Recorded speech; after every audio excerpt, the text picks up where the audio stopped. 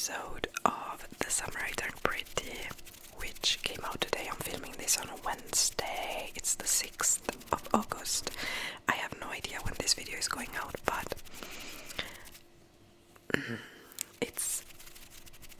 that was the first episode in Conrad's POV. And even just saying that, I feel the butterflies because I love that. My Connie baby, he is making a comeback. I have missed him. He saves the show. I have not read the books, guys. I have not read the books, let me be clear. And I have no intention of doing so, right? Because like it's a trilogy, it's YA, I don't care. I just watch the show. I started watching the show because of the vibes. Like, I love that East Coast summer vibe, and I rewatched the whole thing leading up to the release of the last season. First season, amazing, I love it. The TV show made it so that I didn't know who I was rooting for, really. But second season, I freaking hated it. Like, yeah, no. Belly is pissing me off. She just, like, okay. Before we get into it, if you haven't watched the show or read the books and you want to, skip ahead to the next chapter here, okay? Because this is gonna be spoilery. I just need to ramble freely. Okay, now that I have you here, if you're still here, you've watched it, okay, first of all, Belly is pissing me off. I cannot deal with her anymore. She's getting a bit better now because we see that, you know, that Jeremiah fantasy is kind of, I don't know, I feel like it's kind of dissipating, but she's been pissing me off. You have the chance to go study abroad and you can afford that, just freaking go. And if you're with someone who makes you feel like you shouldn't go or cannot or doesn't make you want to go, just freaking adios. No, we don't have time for this bullshit. But also she's pissing me off because in regards to the Jeremiah versus Conrad situation, like, she holds Conrad to such a higher standard. Like, if it was Conrad who did what Jeremiah did, she would never have gotten back together with him. I feel like she's also using Jeremiah in a way to still be close with the family and Conrad and not lose that contact, whereas she probably, I don't know if she fears that Conrad will move on and forget about her otherwise, but Jeremiah is crap. I can't with him anymore. Like, first season he was cute. I liked him, but he just has a huge inferiority complex and he needs to always compare himself to Conrad. Like, even when stuff happens that has nothing to do with Conrad and we're talking about you and your relationship and stuff you did, and like, I don't know, in general, whatever is happening, and Belly kind of makes a remark and he goes like, oh yeah, because Conrad wouldn't have done that, so why are you still with me? I'm like, you're such a bitchy, spoiled brat. Like, get a life. And he doesn't even realize it. And it showed in this fifth episode when his dad finally gave a fuck about him. And he was like, oh my god, thank you, Dad. Jesus Christ. Wait until he finds out that Conrad has been fired from his summer job and needs to find another one.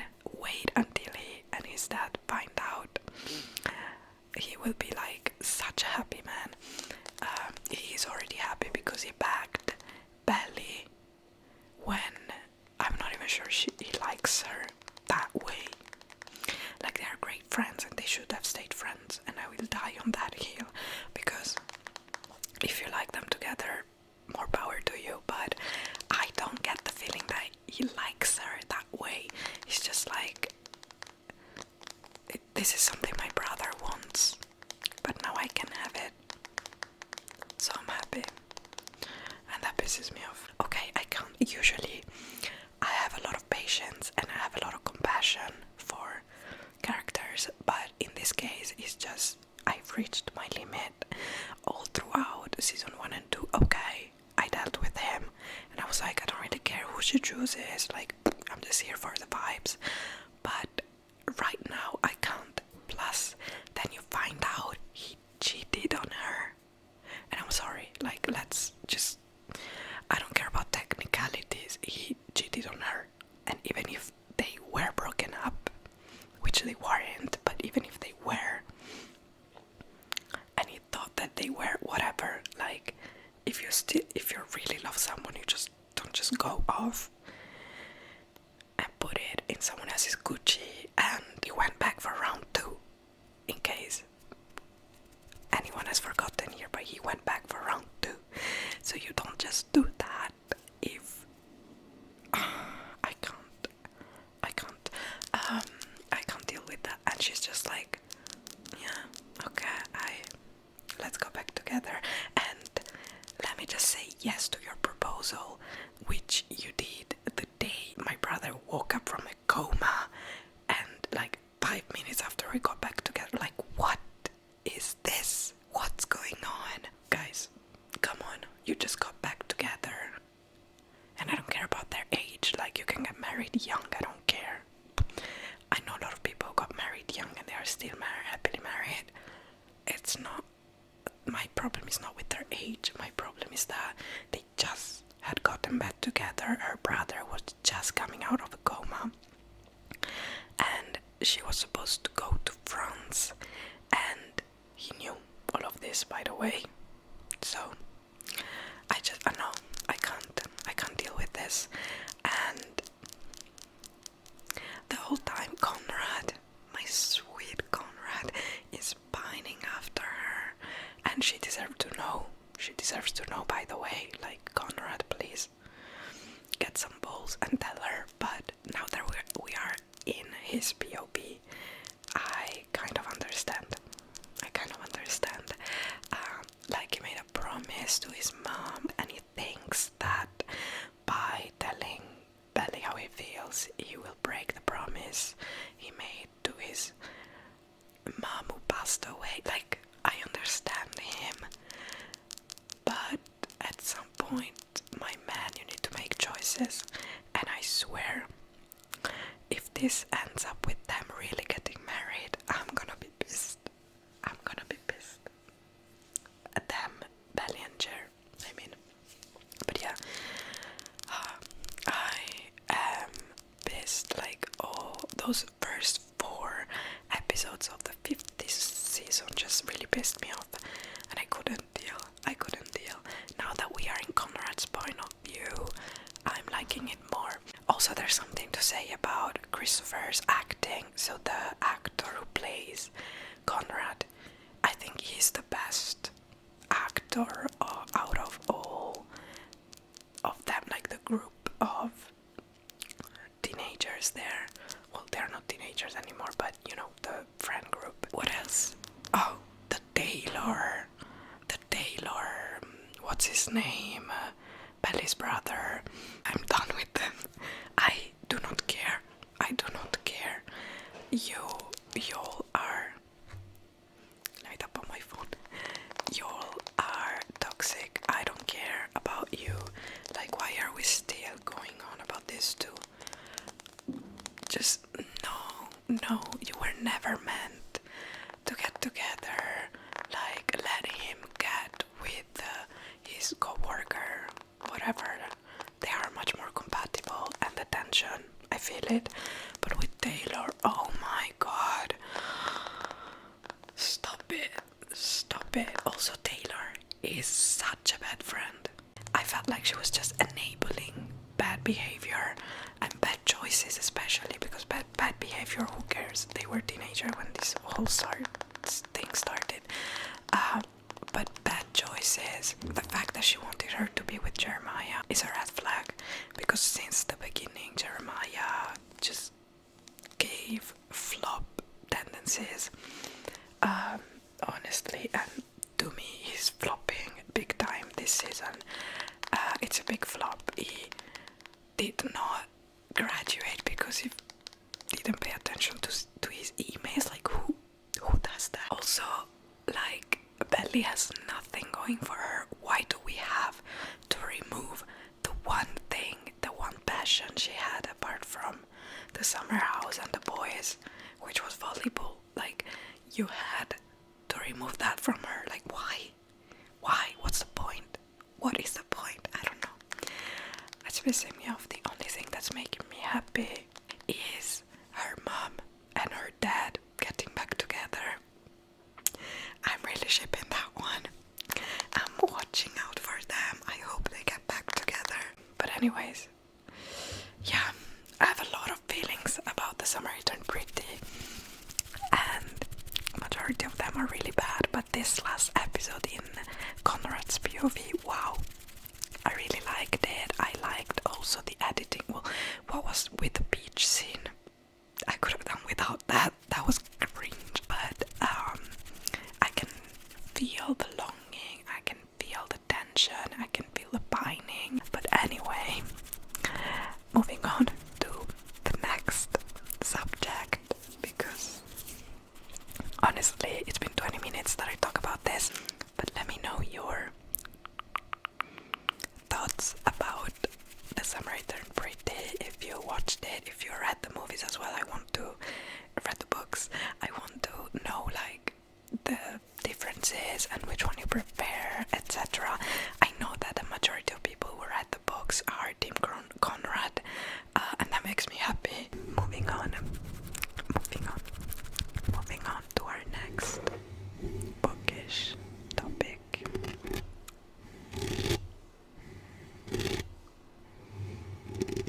Let's talk about actually my new favorite thing that I do while reading. Unless I'm listening to an audiobook, but I mean physically reading a book or Kindle.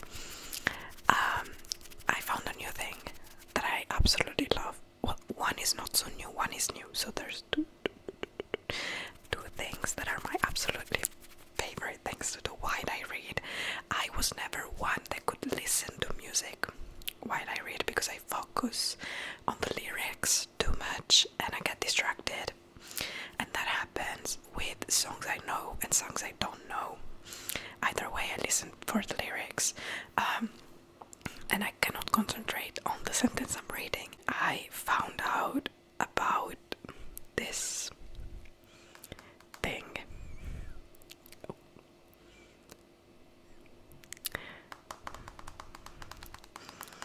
It's background sounds, and you can activate it in your settings, and you can choose even if you want bright, dark noise, ocean, rain, stream, night, fire.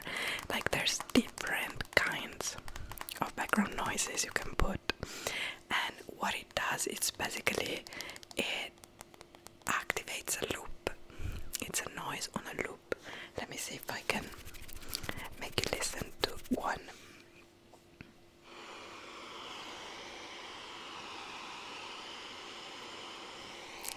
This is the ocean. You also have rain.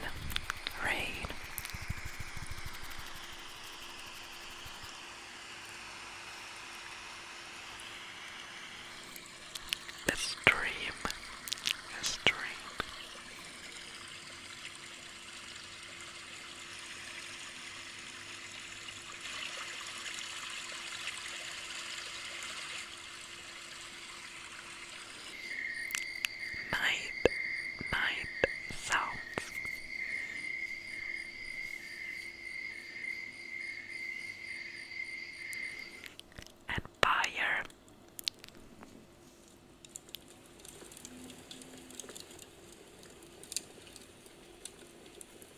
So I activate this when I'm reading, and it's amazing. Whatever your vibe is, you can activate one of them, and it's sometimes I don't want music, that's the thing. I just want a background sound, so that if I put it with my AirPod Maxes on, I cancel out the noise of wherever I am, and I put that kind of background noise, and it's just magic. You guys, I highly recommend. Check it out, especially if you have ADHD or you just like me, you cannot listen to music while you read, but you would like a sound that makes you, helps you get totally completely immersed into the story. Check out the background sounds, and it's like just a feature on the iPhone. You don't need to pay for anything, it's completely free, it's in your settings, you can just activate it. Amazing. There's also a motion sickness thing.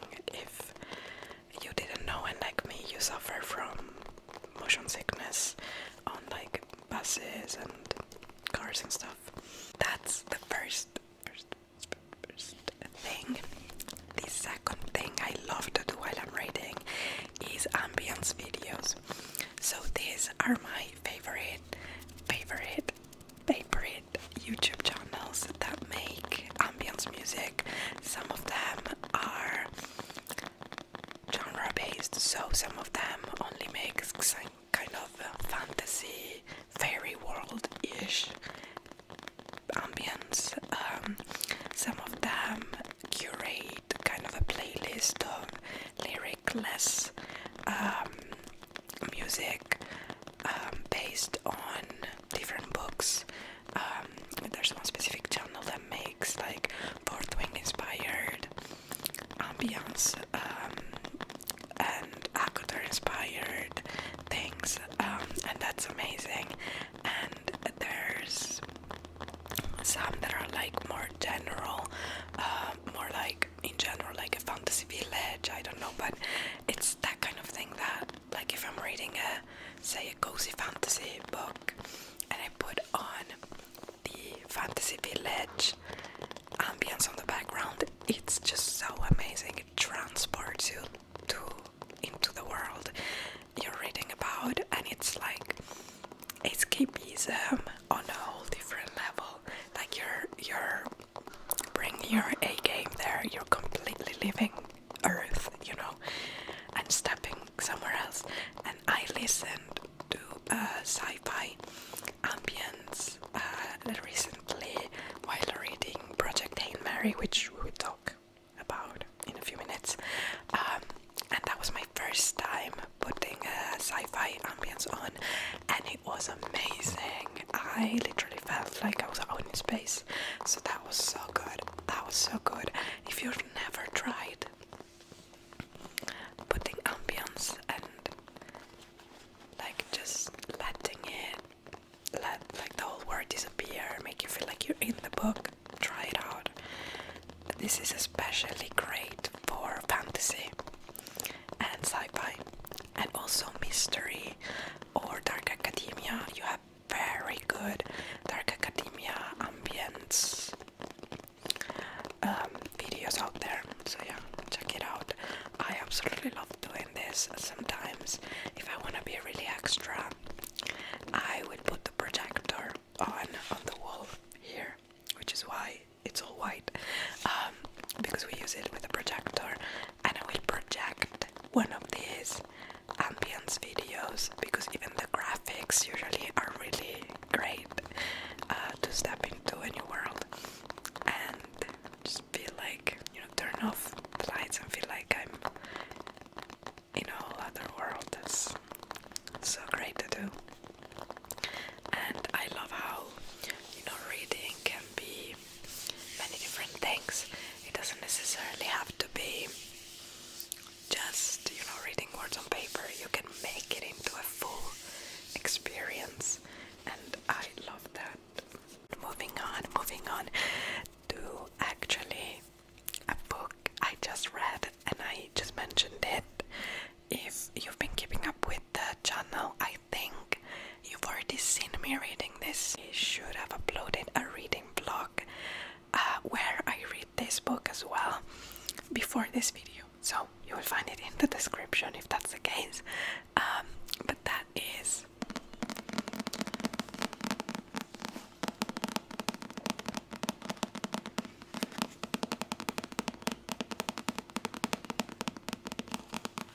Project Hail Mary. Project Hail Mary by Andy Weir. This is a copy I borrowed from the library because I didn't know if I would like it, because it's sci-fi, and sci-fi, sometimes I like it, sometimes I don't. I'm definitely going to buy my own copy as soon as I can.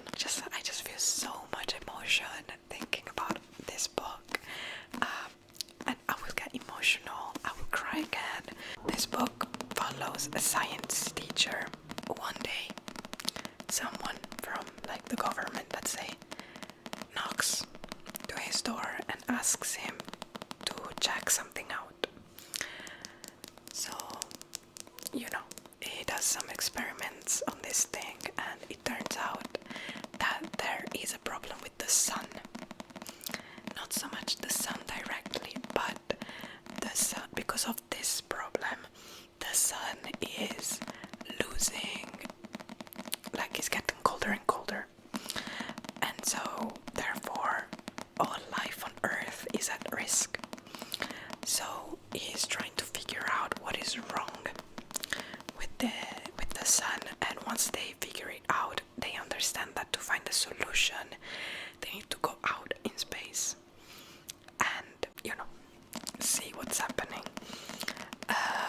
So you then follow him and a whole crew of different scientists trying to put together this Project Hail Mary, to be able to go out in space and find a solution to heal the sun, let's say. Obviously, it's a suicide mission, meaning no one is going to come back from it. You go out, you do your thing, and you send back to Earth your findings, but you're never going back to Earth, so it's a suicide mission. And that in and of itself, I'm like, sign me up, I'm here for this. But the whole way the book is narrated and the story is told is so good, guys. First of all, you start off with him waking up in this place, and not knowing where he is, who he is, what the heck is happening, and what he's doing there. And slowly he figures things out. So you figure out things with him, and it's told in sort of a dual timeline, because whenever he remembers something, you go back and see like the whole memory. So you go back and forth in time to understand, like have the whole picture and understand how we got to where we are. And then you also see him, you know, doing his thing, trying to find a solution, etc. There is a lot of physics talk. There is a lot of astrophysics talk. There is a lot of space stuff in general. I loved all the space walks, etc. Like this, amazing, guys, amazing. The writing style was so great. Even if you know nothing about space stuff and astrophysics and sci-fi in general, and you don't even care, maybe this will still suck you in. You will still understand things. It's very easy to follow. And the characters were amazing. I cannot talk about the characters too much because it's a huge spoiler of what happens there, but the characters were amazing. This was so heartfelt. The friendship that is talked about in here, so great. I laughed, I cried, my jaw went slack at some point.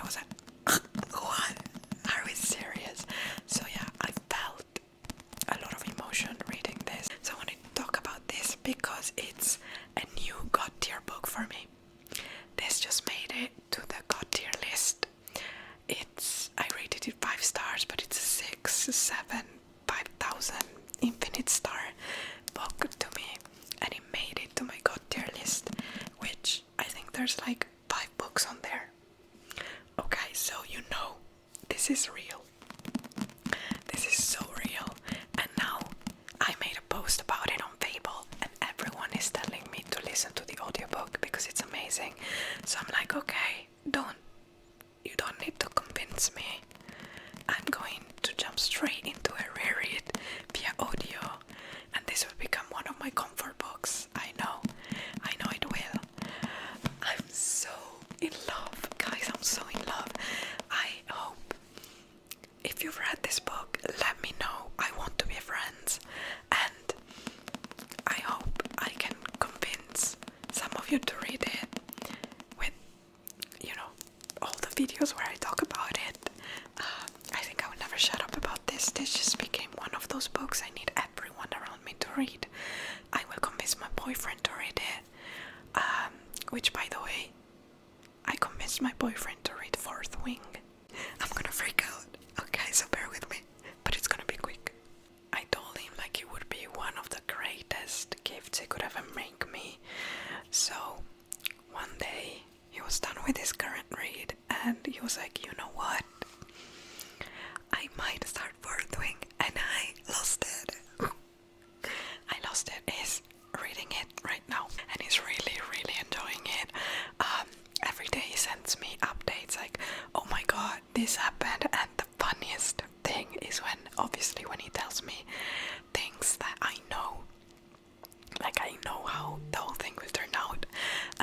So sometimes he tells me things and I'm like, right, and he made me realize things also that while reading the book I didn't realize, but now that I know the whole thing, and looking back to it, like, it made me realize some things that confirmed some of my theories as well for the next books.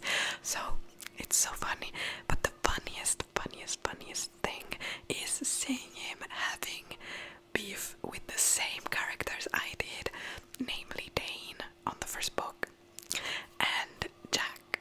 So that's so funny, and I'm like, oh my god, I cannot wait for you to finish at least book 1, because then we can talk about it. I don't want to spoil him anything, but I'm like, The Office, when he goes like, it's really happening, everyone stay calm. Moving on from my boyfriend reading Fourth Wing, just wanted to talk about the books I'm anticipating reading the most right now. So, I have 3 books here. 2 of them are hardcovers, which is another thing. Like, I've always had beef with hardcovers. I kind of hated them. I didn't want anything to do with them. I waited until the book would be released in paperback to actually buy it and read it. But now I'm feeling a new love for hardcovers. The most recent books I bought at least 5 in hardcover, which is unheard of for me. But yeah, I was just like, I want to read this so much. Why am I waiting? And some of them, the hardcover is so beautiful. So like, let me just get it, So I have a newfound love for hardcovers. Are you team hardcover or paperback? Paperback or hardcover? I just love a paperback because it's usually smaller. Well, it used to be smaller and handier, you can bring it everywhere, it gets ruined less.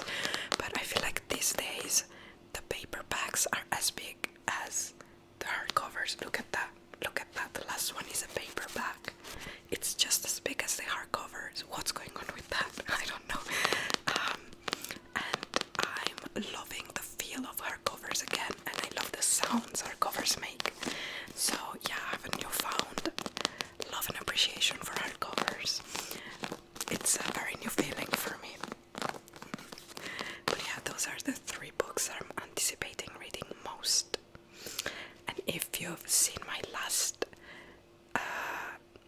book haul, you would have seen this.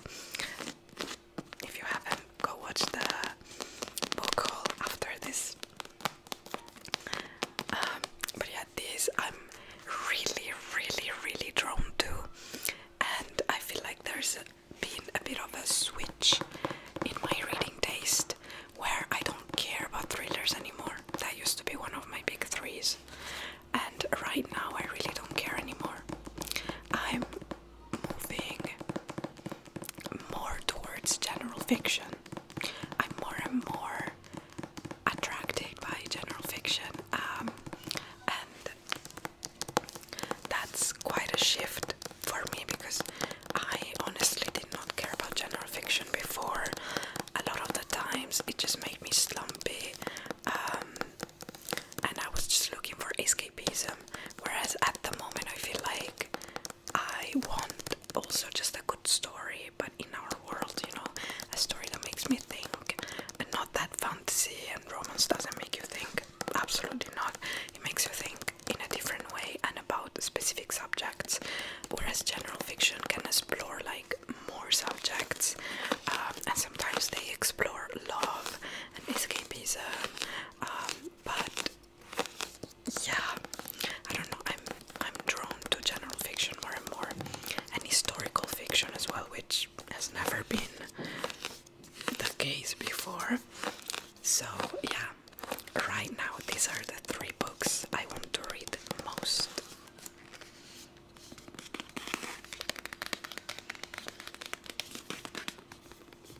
So the first one you should all know by now.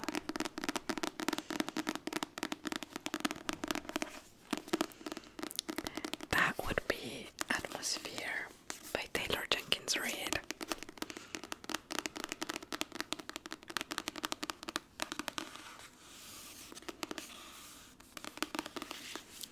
Gorgeous cover, by the way. I love this book, and I love when books do this. Yes. Yes. Approved. 100% yes. Please. They all need to do this.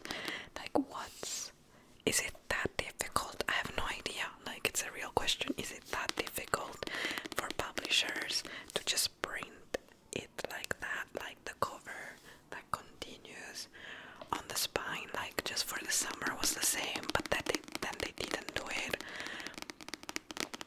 with Say You'll Remember Me, and that pissed me off. That pissed me off. Like, come on. We want to see this. We like, we approve. The next one is also a book that just appeared on my most recent book haul.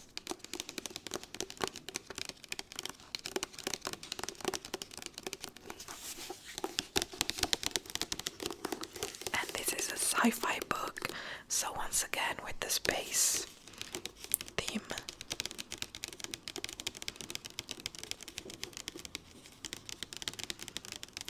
Yeah, you know when you read a book that's so good and then you kind of keep looking for that feeling.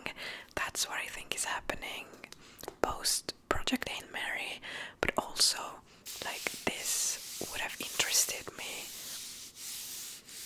in any case, whether I read Project Hail Mary or not, because I'm a space nerd, and because it sounds so interesting, and because it's such a beautiful book. I think this is gorgeous.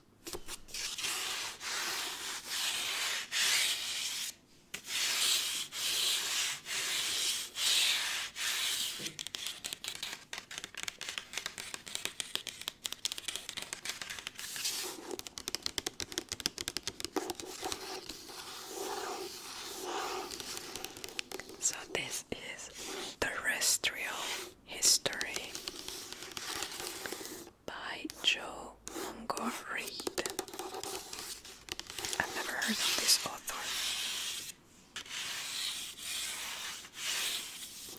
And this is one of those books I just saw, you know, you just see them at the bookstore, they intrigue you. You read the back, you're like, add to cart, thank you very much. That was one of them. And the last one I really want to get to ASAP.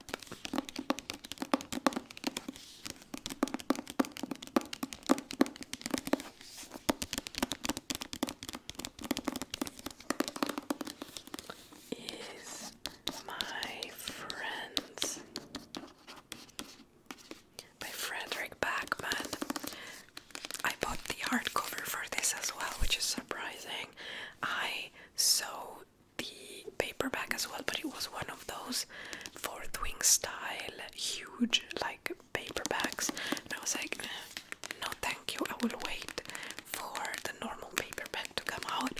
But then I saw this, and I was like, you know what? I really want to read it.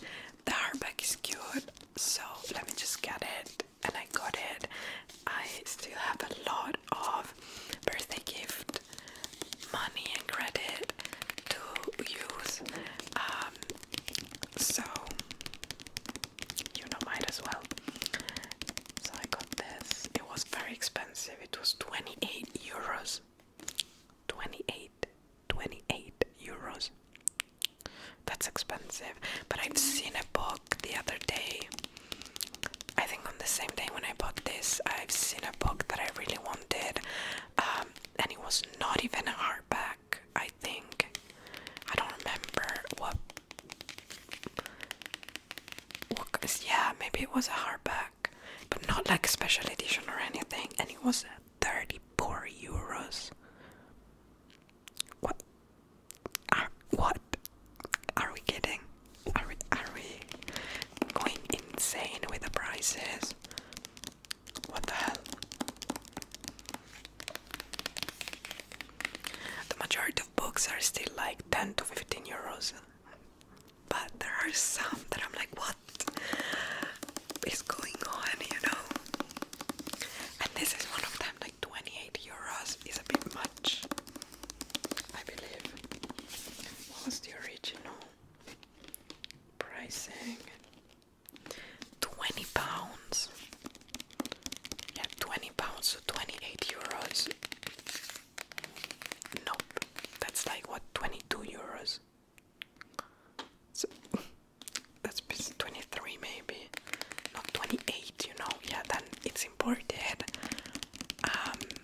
obviously, so you have to take that into account. But sometimes I think bookstores just bump the prices a bit for popular fiction.